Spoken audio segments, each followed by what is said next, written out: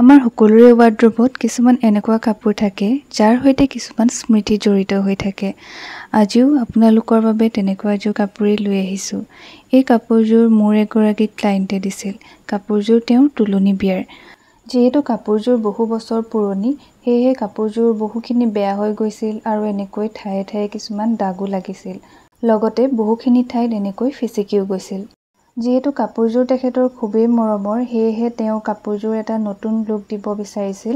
আৰু আহকচোন চাওঁ মই কাপোৰযোৰনো কেনেকৈ কি বনালোঁ।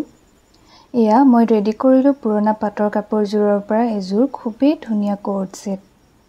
এইটো হৈছে ট্ৰাউজাৰটো। মই মেখেলাখনৰ পৰা ট্ৰাউজাৰটো ৰেডি কৰিলোঁ আৰু ট্ৰাউজাৰটো ৱেষ্টত এনেকৈ ইলাষ্টিক ইউজ কৰিছোঁ।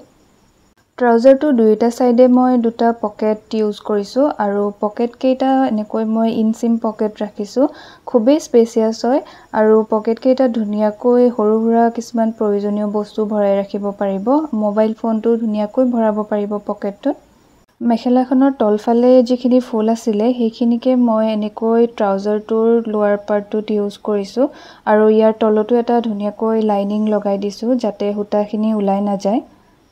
কুৰ্তাটোৰ বাবে মই এনেকৈ এটা কলাৰ নেকৰ কুৰ্তা চিলেক্ট কৰিলোঁ আৰু কাপোৰখিনি যিহেতু যথেষ্ট বেয়া হৈ গৈছিল, সেয়েহে পাৰিখিনি যিখিনি ভাল হৈ আছিল সেই পাৰ্টখিনি মই এনেকৈ কলাৰত ইউজ কৰিলোঁ।